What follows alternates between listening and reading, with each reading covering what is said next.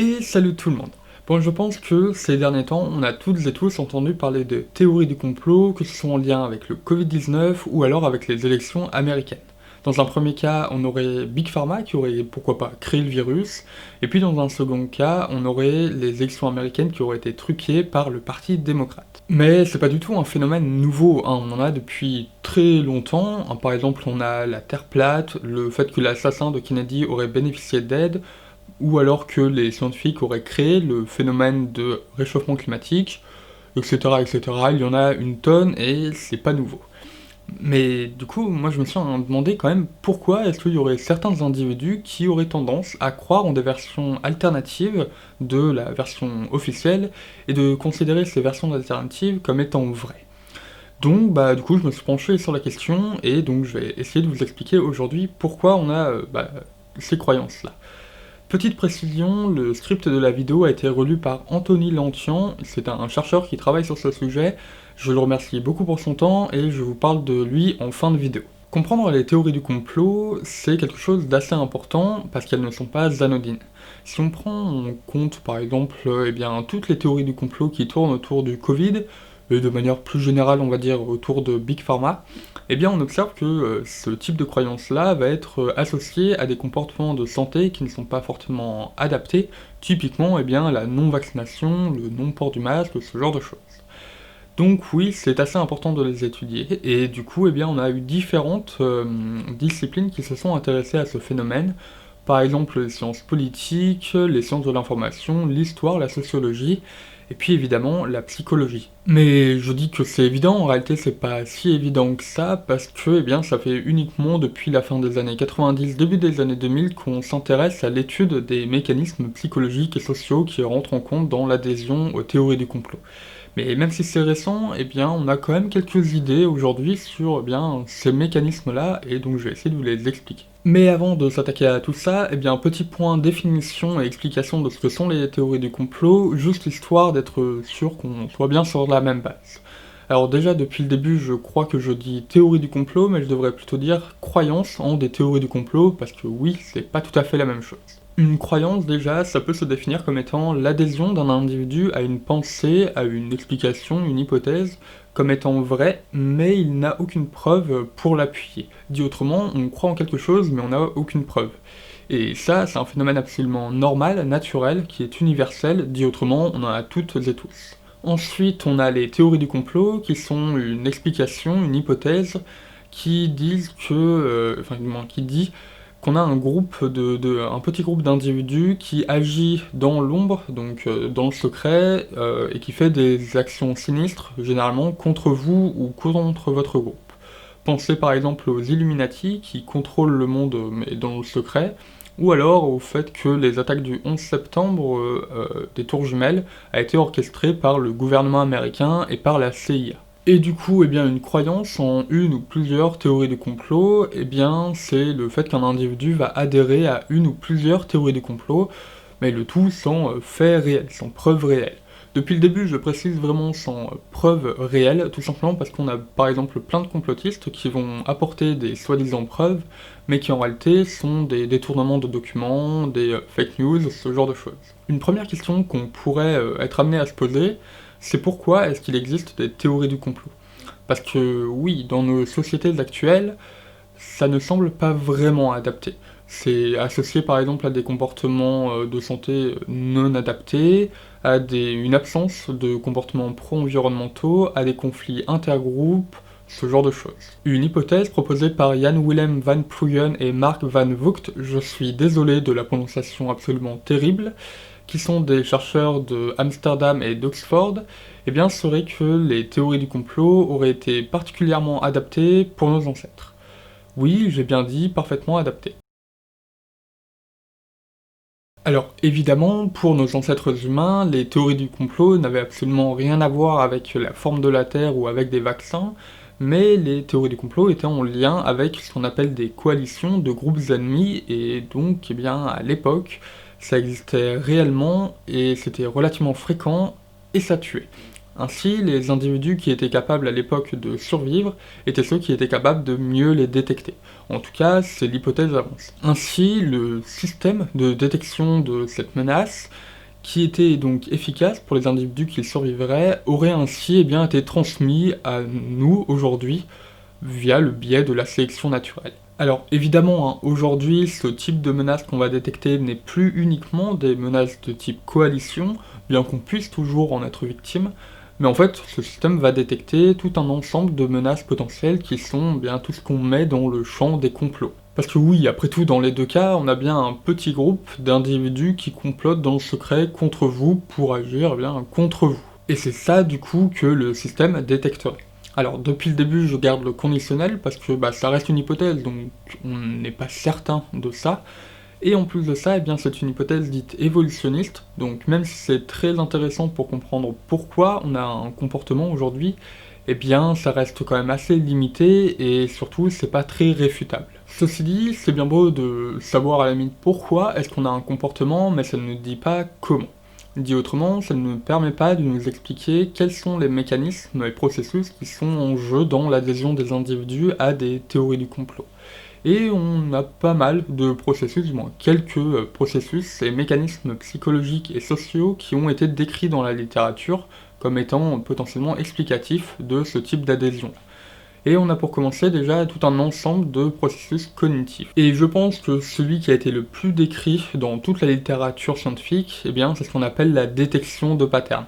La détection de patterns, c'est lié au fait que l'humain, généralement, déteste ce qui est aléatoire, et donc il va toujours chercher, plus ou moins chercher du coup, à détecter une organisation, un pattern, qui pourrait permettre de donner du sens à un phénomène, par exemple. Encore une fois, c'est un phénomène qui est absolument normal, naturel, qu'on a toutes et tous, mais chez certains, il est un peu plus présent que d'autres. Et chez ces derniers, on observe qu'ils ont tendance à plus croire en des théories du complot.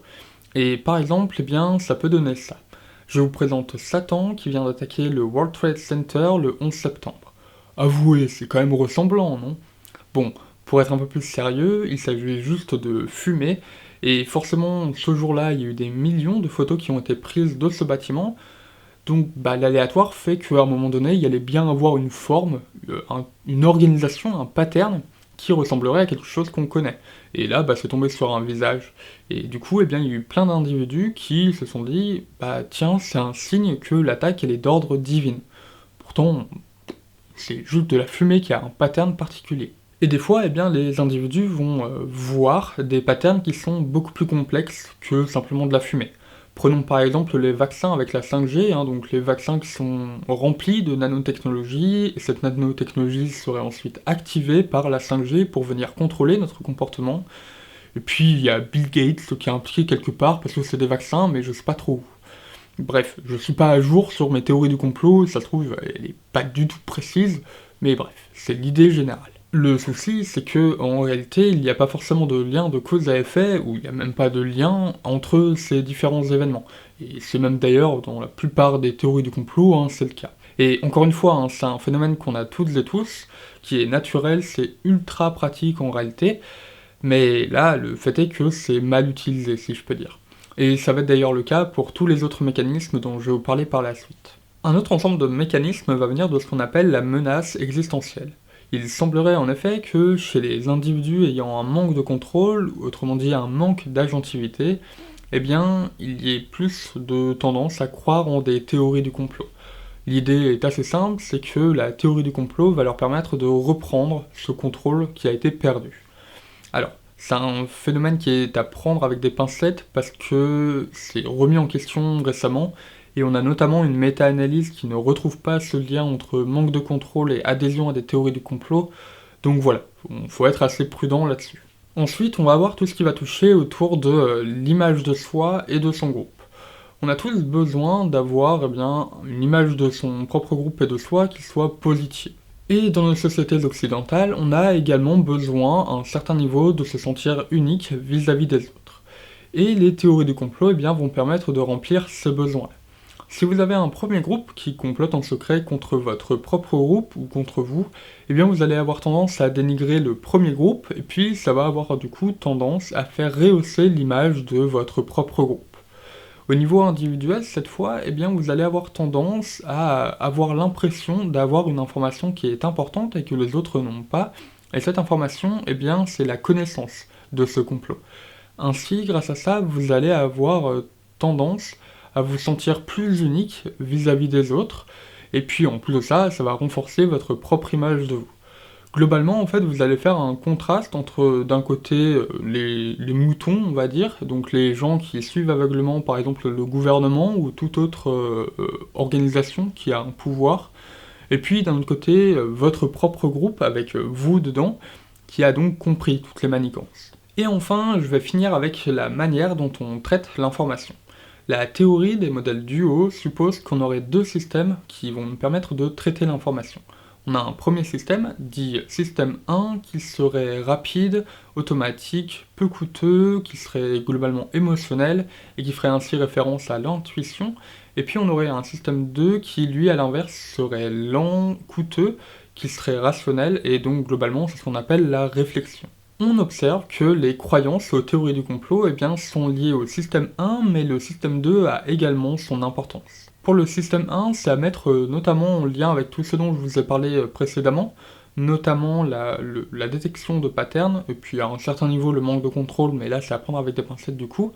Et on a également d'autres mécanismes qui vont venir en jeu là-dedans, notamment par exemple la confiance. Si vous avez confiance en la source d'une information, donc un média particulier, eh bien vous n'allez pas avoir tendance à remettre en question, on va dire, ce qui est dit. Ainsi, vous allez moins vérifier l'information, etc., etc. En bref, vous utilisez uniquement le système 1 et donc pas le système 2. Ainsi, chez les complotistes, eh bien, le système 1 va avoir tendance à intuitivement faire en sorte que les individus vont croire en une théorie du complot. Mais comme je l'ai dit, le système 2 a également son importance. Et là, c'est à mettre en lien notamment avec le fait que les théories du complot sont généralement finalement assez complexes. Alors tout à l'heure j'ai pris l'exemple de la 5G et des vaccins, mais on peut également prendre en exemple l'atterrissage, ou l'alunissage, comme vous préférez, de la NASA sur la Lune. Les complotistes ont en effet analysé les images avec relativement grande précision, parce qu'ils ont regardé le drapeau, les empreintes de pas, les ombres, etc., etc. Donc en bref, ils ont analysé beaucoup d'images, et avec beaucoup d'éléments entre eux. Et donc tout cela demande un minimum de réflexion pour pouvoir faire en sorte que tous ces éléments forment un tout qui soit relativement correct, en tout cas que le tout ait relativement du sens. Ainsi, le système 2 chez les complotistes serait utilisé pour venir justifier, confirmer l'hypothèse du complot. Chez les non-croyants, cette fois, eh bien, on aurait tendance à penser que ça fonctionnerait relativement pareil. En fait, chez les non-croyants, le système 1 aurait tendance à faire croire intuitivement à une absence de complot, et puis ensuite le système 2 viendrait vérifier et confirmer tout ça. Une autre possibilité, et là on n'est pas trop sûr laquelle est vraie, eh bien ça serait que le système 1 viendrait faire croire intuitivement à un complot, donc comme chez les complotistes, mais ensuite le système 2 viendrait corriger le tir. Là, comme je l'ai dit, on ne sait pas, c'est une inconnue de la littérature. Voilà tout ce que j'avais à vous dire, je pense, sur les mécanismes d'adhésion aux théories du complot. C'est un phénomène qui est vraiment très complexe, donc il y a encore beaucoup de choses à découvrir, à explorer, d'autant plus que les recherches sont finalement assez récentes. Et puis il va falloir aussi du temps pour confirmer ou infirmer certaines découvertes qu'on a faites. Et là je pense que, par exemple, le mécanisme de manque de contrôle est un parfait exemple de ça. Un point à aborder, c'est est-ce qu'il est possible aujourd'hui de prédire l'adhésion d'un individu à une théorie du complot spécifique? Et globalement, on pourrait. On observe en effet qu'il existe une forte corrélation chez un individu entre une adhésion à une théorie du complot spécifique et à l'adhésion à plusieurs autres théories du complot. Cette observation, qui est assez courante et assez robuste, fait émerger l'idée qu'on aurait une pensée complotiste. Dit autrement, les complotistes vont généralement croire en plusieurs théories du complot, et même des fois ont des théories qui sont contradictoires. Prenons par exemple le cas de l'accident de la princesse Diana. On a des théories du complot qui proposent que ça serait un assassinat organisé par les services secrets anglais, et puis à l'inverse, on aurait d'autres théories du complot qui proposent que c'est juste un coup monté pour faire croire que la princesse serait morte, mais en réalité elle est toujours vivante et le tout loin des paparazzis. Ainsi, on aurait plein d'individus qui croient en ces deux théories-là, et globalement même avec plein d'autres théories qui se contredisent entre elles. Et d'où l'idée, du coup, d'avoir l'émergence d'une pensée complotiste. Plus spécifiquement, en fait, ça serait le rejet de la version officielle. On va venir croire en toutes les théories qui vont venir contredire la version officielle. D'où le fait, du coup, de croire en des théories qui sont contradictoires. Et enfin, dernière chose à aborder, c'est la question de la lutte contre les théories du complot. Et là, je sais pas trop, pour être honnête. On serait amené à penser que l'éducation serait une bonne idée. En effet, on observe une relation négative entre le niveau d'éducation des individus et la tendance à croire en des théories du complot. Dit autrement, plus vous avez un haut niveau d'éducation, et moins vous allez croire en des théories du complot. Mais attention, ça veut pas dire pour autant qu'un type qui a bac+10, ou même plus, ne va pas croire en une théorie du complot ou en plusieurs théories du complot. Et on ne sait pas non plus trop certainement comment expliquer ce lien entre niveau d'éducation et adhésion à des théories du complot. Une première hypothèse viendrait de ce qu'on appelle la complexité cognitive, qui est le fait de ne pas croire facilement en des explications simples, donc ici en des théories du complot, et la complexité cognitive, ça augmenterait avec le niveau d'éducation. Une autre hypothèse, qui est elle beaucoup plus hypothétique, c'est l'idée que le sentiment de contrôle augmenterait avec le niveau d'éducation, mais là c'est vraiment à prendre avec des pincettes, d'autant plus que du coup le lien entre manque de contrôle et adhésion à des théories du complot est discuté dans la littérature. Ce dont par contre on est à peu près sûr, c'est qu'il faut agir avant l'apparition de l'adhésion à des théories du complot. Et d'où du coup l'intérêt de l'éducation, quoi. En fait, le problème, c'est que, vu comme on n'a pas vraiment de théorie explicative sur les mécanismes d'adhésion aux théories du complot, aborder la question de la lutte contre ces théories du complot, c'est finalement assez compliqué, assez complexe. Pourtant, comme je l'ai dit tout à l'heure, c'est vraiment un enjeu fort de société aujourd'hui, donc il va falloir vraiment essayer de développer une théorie pour permettre de développer des potentielles solutions contre, du coup, ces théories du complot. Comme je l'ai dit en début de vidéo, le script de la vidéo a été relu par Anthony Lantian. Il est enseignant-chercheur à l'université Paris et Nanterre, au sein du laboratoire parisien de psychologie sociale. Ses travaux de recherche portent donc sur les théories du complot, notamment sur les croyances aux théories du complot, et ce sont notamment ces travaux de thèse qui ont permis de démontrer un lien entre le besoin d'unicité des individus, donc le besoin de se sentir unique, et l'adhésion à des théories du complot. Aujourd'hui, en ce moment, il participe au projet Conspiracy, qui est un assez gros projet de recherche, qui a pour but de mieux expliquer les mécanismes explicatifs de l'adhésion aux théories du complot, et puis potentiellement aussi de trouver des potentielles solutions pour lutter contre. Donc si jamais ça vous intéresse, je vous mets un lien en description, et puis je vous mets également un lien vers la page institutionnelle d'Anthony, que je remercie encore beaucoup pour son temps pour la vidéo. Voilà donc ce que j'avais à vous dire concernant les mécanismes d'adhésion aux théories du complot. J'espère en tout cas que ça vous aura été utile pour vous éclaircir un peu sur le sujet, et je pense que vu le contexte, ça peut pas faire de mal ce genre de vidéo-là. Non, les complotistes ne sont pas simplement cons, on a toutes et tous des croyances, même si d'autres les trouvent totalement débiles, et c'est pas pour rien, c'est très utile, ça nous permet de mieux fonctionner, de mieux percevoir notre environnement social, et en plus, on n'est pas toutes et tous également armés face aux théories du complot, et là c'est notamment le jeu de l'éducation, donc voilà, c'était mon petit mot de la fin je pense. Si jamais vous avez des questions, si vous avez des trucs à dire, n'hésitez pas en commentaire, j'irai lire tout ça. Et puis si vous pensez que c'est intéressant, n'hésitez pas à partager la vidéo. Et puis si vous souhaitez soutenir la chaîne, n'hésitez pas à mettre un petit pouce bleu ou à vous abonner si c'est pas déjà fait. Bon bref, dans tous les cas, vous connaissez la chanson.